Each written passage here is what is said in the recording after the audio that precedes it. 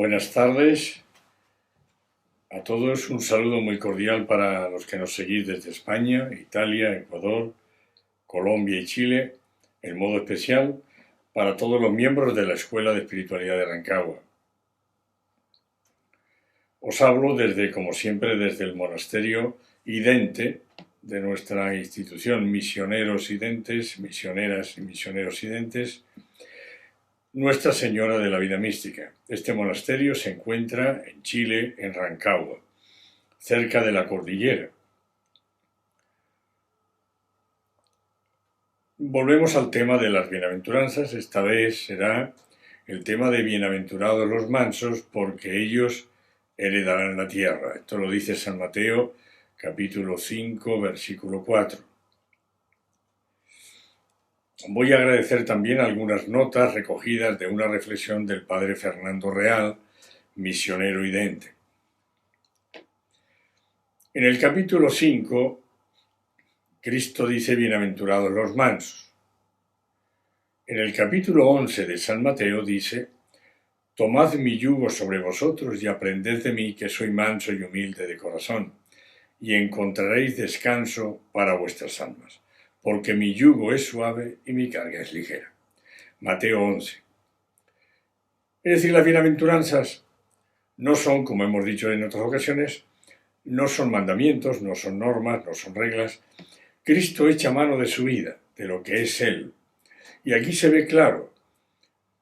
Es decir, si del capítulo 5 al 11 de Mateo podemos establecer 6 meses de diferencia, Cristo aquí ahora se propone Él como el modelo de la mansedumbre. Él nos lo va diciendo, es mi vida la que os he entregado, la que os entrego en cada una de las bienaventuranzas. Soy humilde, soy manso. En la primera pues hablaba de los pobres de espíritu. Cristo, incluso en la cruz, ya muriendo, dice: Padre, en tus manos pongo mi espíritu. Era lo único que le quedaba. Cristo es manso realmente y es pobre de espíritu. Y canoniza en las bienaventuranzas todo el dolor humano. Es decir, en este mundo, los que padecen hambre y sed de justicia, los que lloran, los que padecen padecen cualquier otro dolor. Claro, Cristo diría: yo no puedo quitaros el dolor. Hay un dolor, por ejemplo, qué triste sería que no pudiéramos dolernos ni siquiera por el mal que hacemos, el llamado dolor de contrición. Cristo no nos puede quitar el dolor, pero sí hace algo más grande, y es que clava en su propia carne todo el dolor del mundo, todo, absolutamente todo, desde el más pequeño al más grande, y le da valor de redención. Es decir, es como si tuviéramos a través del dolor esta garantía de canonización a través de estas bienaventuranzas, ¿verdad?, de nuestro propio dolor. Se podría decir, a lo mejor en términos modernos, que es como una cuenta corriente abierta en la vida eterna, ¿no? Cristo trae un mensaje completamente nuevo, para un hombre nuevo, una nueva tierra, un nuevo reino y unos cielos nuevos. La nueva ley que Cristo trae no cancela la antigua, sino que la perfecciona, llevándola a plenitud. Y ni siquiera, como he dicho antes, es un conjunto de normas o reglas o mandamientos, sino un programa de vida dirigida a heredar la tierra y heredar los cielos. El sermón de la montaña y dentro de él la bienaventuranza son el nuevo decálogo para el hombre nuevo que trae Jesucristo. Como dice el Papa Francisco, las bienaventuranzas van a ser el navegador en este proceso de asumir y revestirnos del hombre nuevo que es el santo. ¿Y el santo quién es? Pues el que sigue realmente a Cristo, el que se va identificando con Él. No es solo seguirle, sino identificarse con Él. Y todo esto requiere, como hemos dicho muchas veces, ¿verdad?, de la lectura del Evangelio detenidamente, para que cale esa semilla, que dice él que su palabra es la semilla, que cale hondo y que dé realmente fruto en nosotros y en los demás. Huir del vicio es caminar hacia la virtud, pero no es nada virtuoso que alguien sea manso sin que haya nada que lo irrite, lo ofenda o lo contradiga nunca. Algunos nacen, incluso por educación, en familias muy educadas, y nacen como más mansos que otros. Se tiene la impresión de que sea más manso este que fue bien educado en familia y se le educó pues a no alzar la voz, a no ser violento, en fin, y uno dice, bien, perfecto. Pero ese mismo personaje, en los momentos de la contradicción, que le contradiga algo, que se le ofenda, algo que le irrite, el dolor, el sufrimiento, o una pandemia como esta, ¿seguirá siendo realmente manso? Al contrario, si a esta persona, mansa por naturaleza, digámoslo así, rodéale tú de contemplaciones, cortesías y miramientos, agasájalo, y nunca se irritará, pero ¿cómo reaccionará ante las calumnias, acusaciones y persecuciones y contrariedades de la vida? Uno se da cuenta de que la mansedumbre, de que no nacen los mansos, de que los mansos se van haciendo a través del camino, ayudados por la gracia santificante, ayudados por Cristo, Él es el modelo al que hay que mirar, ¿verdad? Pero se van haciendo. El manso seguramente no nace, se hace. Y se va haciendo seguramente en las contrariedades. Por ejemplo, un ejemplo que no sé si nos pueda servir mucho o no aquí. Las abejas clavan el aguijón a los que las irritan, pero son inofensivas para quienes alrededor de la colmena, como el que las cuida, procuran no alborotarlas. Yo lo sé porque tendríamos colmenas allí en el monasterio de Buseto y resulta que a mí cada vez que me acercaba por ahí, me acercaba con miedo y medio tal, que siempre me picaba alguna. Pero al que cuidaba las colmenas, al que les cambiaba el azúcar por miel o otra, cuando llegaba el periodo de invernación y tal, él estaba todo el día, incluso a veces sin mascarilla, sin nada, y no le picaban nunca. El gato, por ejemplo, esconde sus uñas para jugar con el que le acaricia o con el niño, pero hay que ver cómo se las enseña a los que le maltratan. Cristo es el modelo de la mansedumbre y hacia ese modelo hay que tender. Todos aquellos que parecen que nacieron de alguna manera pues, más mansos que otros, tienen que conquistar igualmente esa mansedumbre de Cristo. Y a Él hay que mirar todos, sin excepción alguna.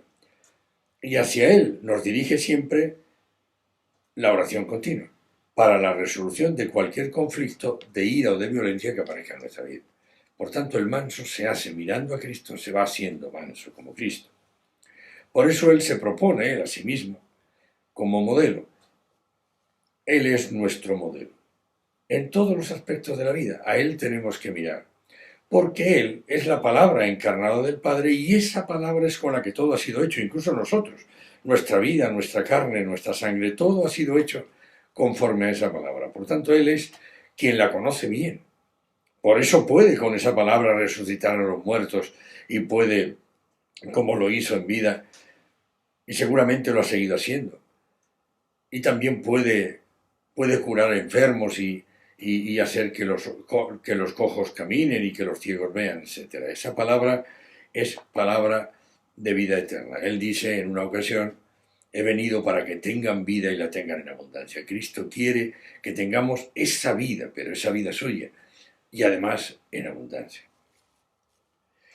Entramos entonces en la bienaventuranza, después de esta breve introducción, los bienaventurados los mansos, porque ellos heredarán la tierra.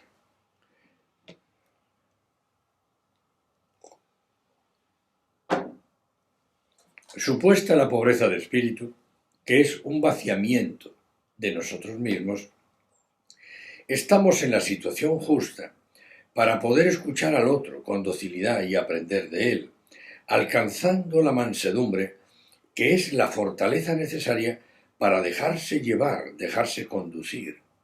Mansedumbre es también la capacidad de escuchar, reconocer los talentos del otro y disponerme a aprender de él con docilidad. Esto es también mansedumbre.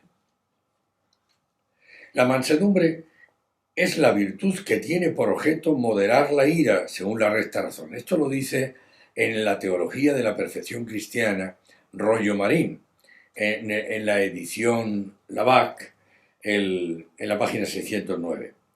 A la mansedumbre y a la serenidad de mente se oponen la ira o iracundia, el espíritu indomable, el griterío, la blasfemia, la injuria y la riña, dice Rollo Marín en su Teología de la Perfección Cristiana. Papa Francisco nos dice en la bienaventuranza de felices los mansos porque ellos heredarán la tierra, dice, cuando decimos que una persona es mansa, nos referimos a que es dócil, suave, afable, a que no es violenta ni colérica. La mansedumbre se manifiesta sobre todo en los momentos de conflicto, cuando estamos bajo presión, dice el Papa, cuando somos atacados, ofendidos, agredidos. Nuestro modelo es Jesucristo, que vivió cada momento, especialmente su pasión, con docilidad y mansedumbre. Esta bienaventuranza afirma también que los mansos heredarán la tierra. No la poseen ni la conquistan, la heredan. Esta tierra es una promesa y un don para el pueblo de Dios. Esta tierra es el cielo hacia donde caminamos como discípulos de Cristo, promoviendo la paz, la fraternidad, la confianza y la esperanza. También podemos considerar lo contrario de vivir esta bienaventuranza y preguntarnos acerca del pecado de la ira. En un momento de cólera se puede destruir todo lo que se ha construido en una vida. Cuando se pierde el control, se olvida lo realmente importante, y esto puede arruinar la relación con un hermano, muchas veces sin remedio. Qué difícil es restaurar una falta de caridad. Qué difícil es. Uno puede pedir perdón. Por ejemplo, el marido que ha sido infiel a la señora o al revés, ¿no? Uno puede ir a pedirle perdón. Pero ¿será suficiente para ese corazón el que le haya pedido perdón? ¿No le quedará a veces la duda de si volverá de nuevo a las andanzas, visto lo apetecible que a veces son estas pasiones? No es fácil restaurar una falta de caridad. Es bastante difícil muchas veces.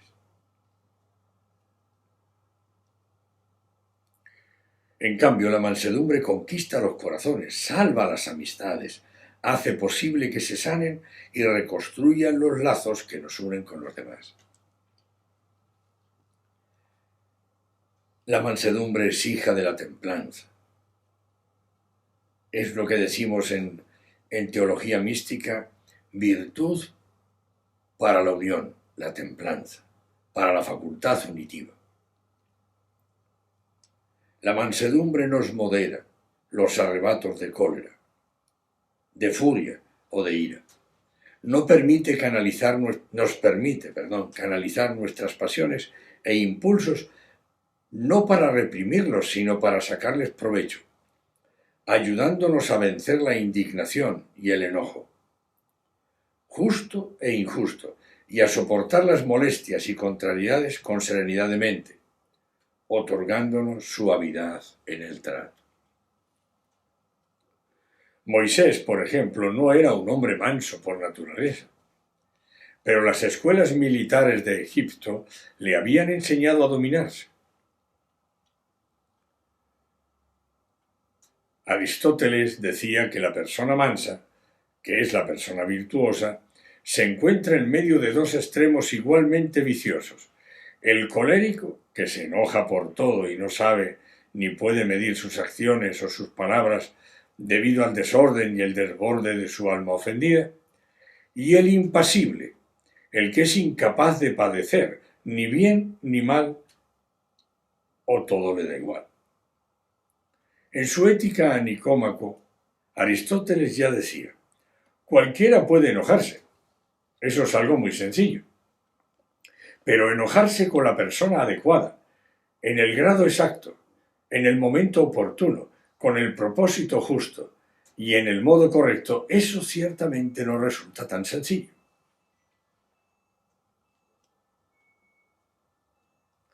Mansedumbre es el control sobre uno mismo y sobre cómo reaccionamos ante lo que nos violenta o nos irrita. Manso es el que logra interiormente la paz, el que no se irrita gratuitamente, el que se domina, que no se altera en forma desmedida ni se descontrola aunque le sobren motivos para hacerlo. El manso tiene un maravilloso dominio de sí mismo, de su carácter. Seguramente cuando uno pone orden en la vida espiritual al desorden mental y afectivo y entra en este dominio, sereno dominio de su mente y de su carácter, es prácticamente ya canonizado.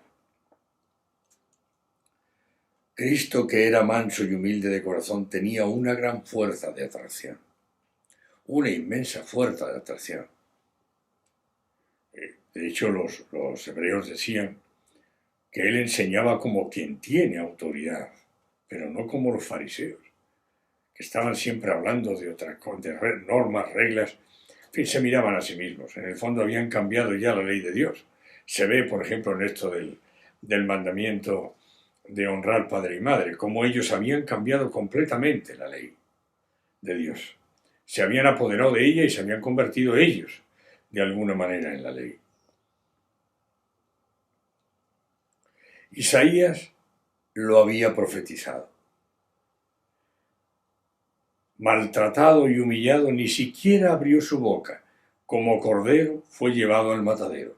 Como oveja enmudeció ante su trasquilador y ni siquiera abrió la boca. Isaías 53, 7.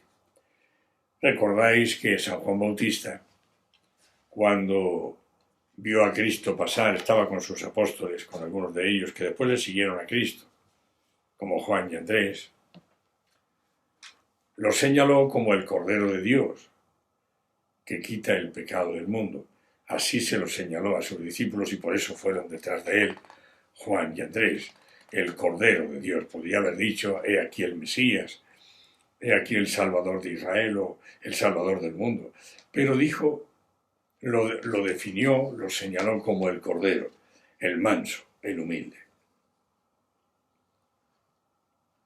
San Francisco de Sales, que fue corregido por sus propias monjas por tener mal carácter y un tono subido en decir las cosas, fue un maestro y dechado de la mansedumbre. Dicen que fue el hombre más dulce y más manso después de que entendió que tenía que cambiar. Las mismas monjas se lo dijeron. Y él llega a decir, la humilde mansedumbre es la virtud de las virtudes que Dios tanto nos recomienda y por esto es menester practicarla siempre y en todo lugar. No es extraño, decía San Francisco de Sales, que un religioso sea manso y cometa pocas faltas, cuando nada hay que pueda enojarle o probar su paciencia. Cuando me dicen, he aquí un religioso santo, enseguida pregunto, ¿ejerce algún cargo en la comunidad? Si me responden negativamente, poco admiro semejante santidad, pues hay una gran diferencia entre la virtud de ese religioso y la del que ya haya sido probado. Ora interiormente por tentaciones, ora exteriormente por las contradicciones que se le hacen aguantar. La virtud sólida no se adquiere nunca en tiempos de paz, mientras que no hay contrariedad provocada por las tentaciones. Es decir, aquí San Francisco de Sales ratifica eso que hemos dicho al inicio, de que la mansedumbre se adquiere, y él es precisamente un fiel testigo de este hecho. Por eso cuando algún religioso se le presentaba y le decía, mira, este es un santo religioso, este no ha roto nunca un plato, como se dice en España, ¿no? Y entonces él pues le preguntaba, bueno, pero ¿ha tenido alguna contrariedad, alguna dificultad, ha tenido algún cargo en la comunidad, ha tenido que enfrentarse a algo? Y le dicen que no, que todavía nada, pues decía él, bueno, esta no es una virtud probada, la virtud probada es la de aquel que realmente le pusieron en el lugar de las dificultades y los problemas y las ha ido superando y ha ido adquiriendo esa mansedumbre que este otro seguramente si le ponemos en esas circunstancias pues a lo mejor va a perder esa especie de mansedumbre que parece que tiene. San Alfonso María de Ligorio escribió a propósito de la mansedumbre: la mansedumbre ha de practicarse con los necesitados y los pobres, de especial manera. Quienes de ordinario, por ser pobres, son tratados ásperamente por los demás. Debe asimismo practicarse con los enfermos, los cuales, aquejados como se ven por sus dolencias, están mal asistidos. Y más particularmente ha de practicarse la mansedumbre con los enemigos.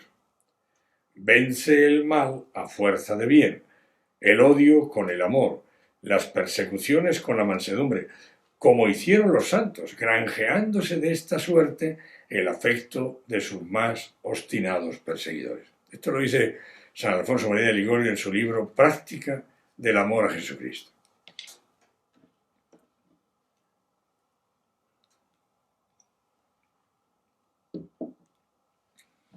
La mansedumbre debe brillar especialmente en un padre y una madre de familia, en un superior de una comunidad religiosa. Y no hay mejor modo de ser obedecido que mediante la afabilidad. Hasta para la corrección de los defectos que observa el padre de familia, la madre, o el superior de una comunidad en sus hijos, deben estar revestidos de mansedumbre. Una cosa es corregir con energía y otra es corregir con aspereza.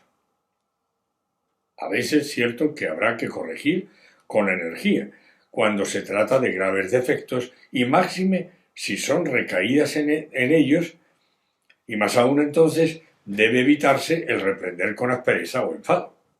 Cuando reprendemos con aspereza o enfado muchas veces, que es lo que le pasa muchas veces a la madre, que le da fastidio ya que el hijo insista tanto caiga tantas veces en esta situación, que lo que hace es echa mano de la rabia, no de la cordura, no de la mansedumbre, sino de la rabia, de la ira, en ese momento.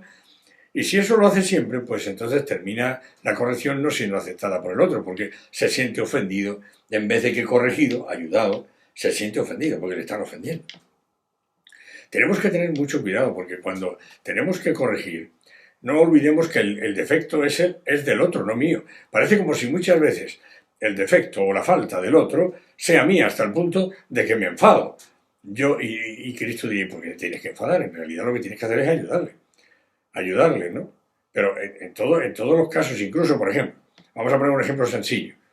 Si yo fuera el que está moralmente mal, desde el punto de vista espiritual, estoy metido en el fango, estoy metido en el barro, hasta las orejas, por mi problema moral, yo le diría a cualquier cristiano, si puedes ayudarme, dame una mano. Pero no me juzgues, porque yo no sé qué hacerme con tu juicio. ¿A qué me sirve tu juicio? Si puedes darme una mano, dámela, y si no, déjame en paz. Pero lo que no es posible es que encima mi acción te molesta tanto que al final te enfadas y encima me corriges con enfado y el otro, claro, pues dice, bueno, ¿dónde está la verdad aquí? Me gustaría saber dónde está la verdad de lo que me está diciendo para engancharla, pero es complicado porque está todo mezclado. La ira de la persona que corrige con la verdad del hecho que hay que corregir. Entonces es importante que, como decían en mi pueblo, ya hace muchos años, porque yo dejé mi pueblo cuando tenía 11 años prácticamente, que hay que corregir a carro parado. Hay personas que corrigen siempre en caliente. Al corregir en caliente o se es muy equilibrado, y en el sentido de que se tiene un estado de oración profundo, continua, y estamos despojando a la corrección de todo eso que de alguna manera es subjetivo y personal nuestro. O realmente es así, o si no, es mejor corregir después en frío, al día siguiente. Le invitas a tomar un café a ese hijo tuyo, a ese hermano, a una cerveza, como dicen en español, ¿no? Bueno, pues y ahí pues le hablas, le dices, mira, esto que has hecho ayer no es correcto. Por lo menos yo lo veo así. Piénsalo, medítalo, porque esto podríamos cambiar. Es decir, la mansedumbre debe brillar, especialmente, voy a repetir de nuevo, en padres y madres de familia, en superiores de las comunidades y en todos en general los que de alguna manera pensamos que tenemos que decirle al otro algo para que cambie. Pero pensemos bien en el otro, no en nosotros mismos, porque a veces, repito, nos enfadamos como si realmente el problema fuera nuestro, cuando en realidad el problema es del otro.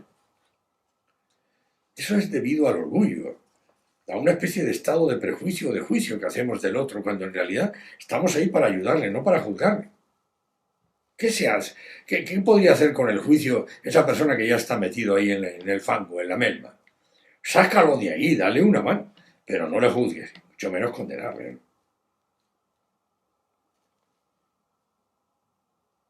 Por tanto, es verdad que algunas veces hay que corregir con energía, pero nunca con aspereza.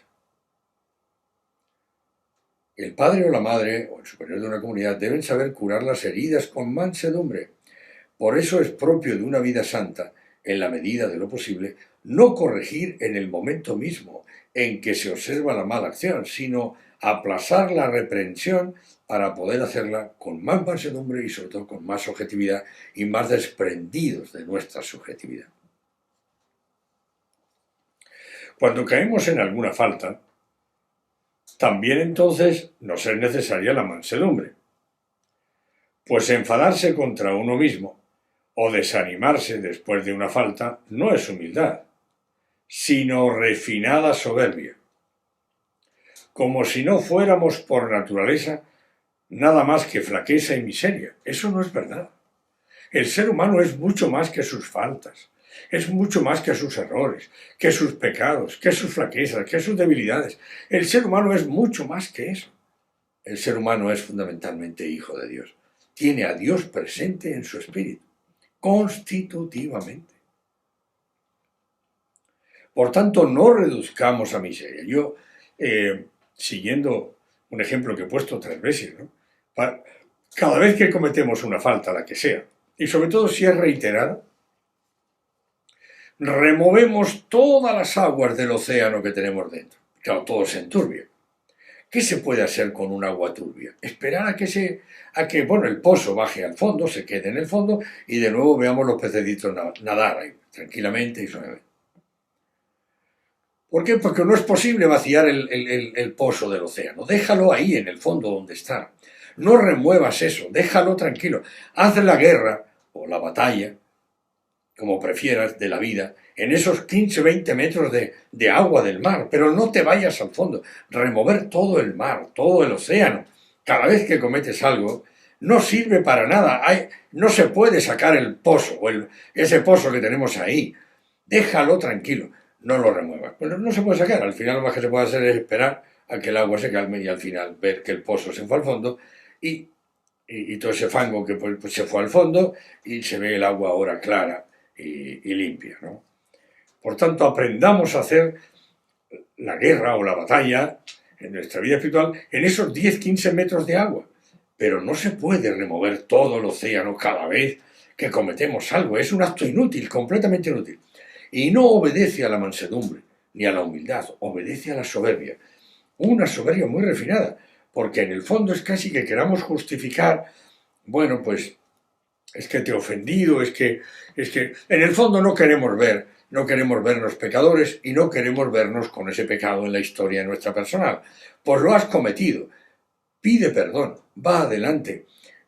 Dios ya lo vio, ya lo ha entendido, ya te ha perdonado. Si Cristo ya te ha perdonado lo que has cometido, lo que estás cometiendo y lo que cometerás, ya murió por eso. Mira a ver cómo puedes convertirte, mira a ver a qué virtud te enganchas para corregir ese defecto, que eso es lo importante, lo demás no tiene valor. Lo demás es, vuelvo a repetir, una soberbia muy refinada.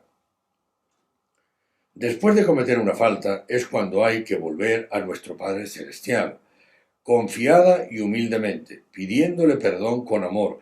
Hay que levantarse con amor de las faltas que cometemos, no con ira, con violencia, con rabia, con una especie como de juicio negativo sobre nosotros mismos. Cristo dice, no sirve para nada. ¿Es una acusación que te estás haciendo a ti mismo? Eso proviene del diablo. El diablo es el acusador, el que acusa a nuestros hermanos de día y de noche. Dice Cristo, yo no me juzgo ni siquiera a mí mismo. Y la verdad de mi juicio es que lo dejo en manos de mi Padre. Es mi Padre quien me está juzgando siempre. Si es que me tiene que juzgar en algo, lo hace. O lo hará. Pero yo dejo mi juicio en manos de Él. Completamente. Yo no me juzgo ni siquiera a mí mismo. Ahora, si Él no lo hace y nos lo está diciendo, es que no es necesario que lo hagamos. Que no sirve para nada. Acusarnos a nosotros mismos es ponernos de la parte del diablo. ¿Qué se nos pide aquí? Mira con inteligencia espiritual lo que ha pasado, recoge inmediatamente la virtud que necesitas para corregir ese defecto y no te entretengas como el perro en torno a su propio vómito todo el día. Hay que levantarse con amor y seguir adelante mirando al horizonte de la misión que tenemos. Tenemos una misión a cuyo horizonte hay que mirar todos los días y ver que es mucho más importante que las faltas que podamos cometer. Las hemos cometido, ya las confesaremos en ese confesionario inmediatamente que tendremos ahí, cuando lo queramos, pero tenemos que seguir adelante, seguir amándole, queriéndole, seguir evangelizando. No lo miremos a nosotros mismos. ¿Cuántas veces lo ha dicho el presidente general nuestro en estos videos que nos está mandando sobre el Motus Christi? No se miren a sí mismos. No sirve para nada mirarse a sí mismo. ¿Qué vemos cuando miramos a nosotros mismos? Nos miramos con una intención de autoprotegernos, una especie de superprotección que no tiene nada que ver con la mansedumbre, claro.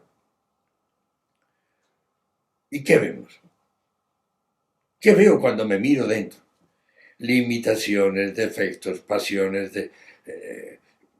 disfuncionalidades, patologías a nivel mental, a nivel afectivo. ¿Qué veo? ¿Eso entusiasma a alguien? ¿A ustedes les entusiasma eso? Ciertamente a mí no.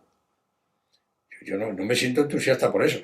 Por eso, ¿para qué me voy a mirar a mí mismo? Le miro a Él. Hay que mirarle siempre a Él. Y con lo que Él me va diciendo, voy caminando, me voy corrigiendo, que eso es seguirle a Cristo. Eso es seguirle.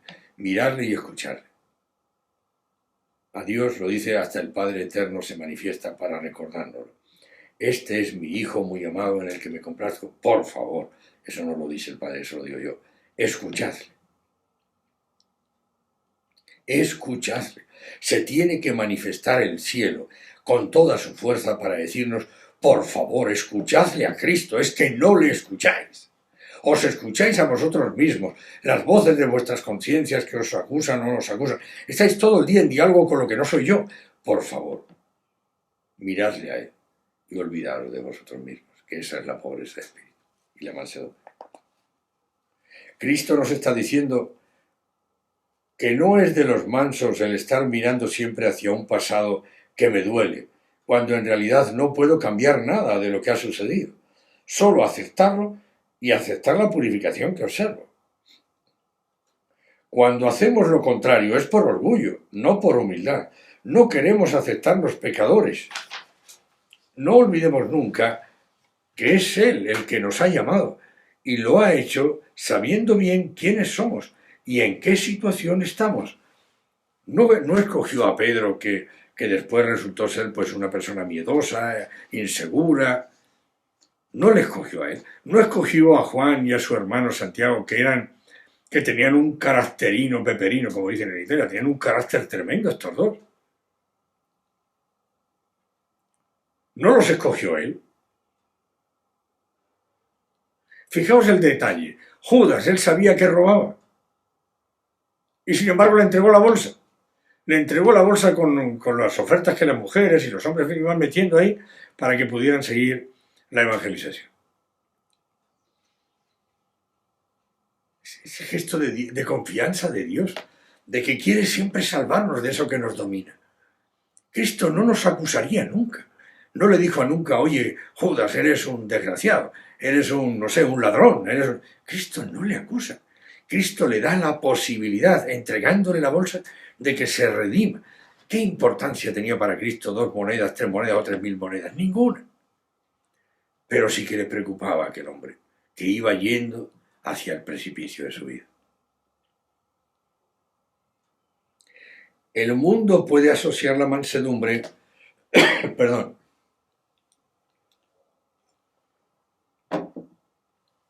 el mundo puede asociar la mansedumbre con la timidez, la debilidad, la cobardía, la falta de carácter. Pero la mansedumbre no significa, como hemos visto, debilidad. La mansedumbre es la virtud de los interiormente fuertes, que saben dominarse, dominar su carácter en aras de un bien mayor, los que saben soportar con paciencia las contrariedades y tienen dominio de sus pasiones desordenadas e impulsos violentos. Soportan con paciencia el místico juicio de Dios sobre ellos. Dice Cristo, la palabra que os he anunciado, esa será vuestro juez en el último día. Esa palabra nos confronta cada día.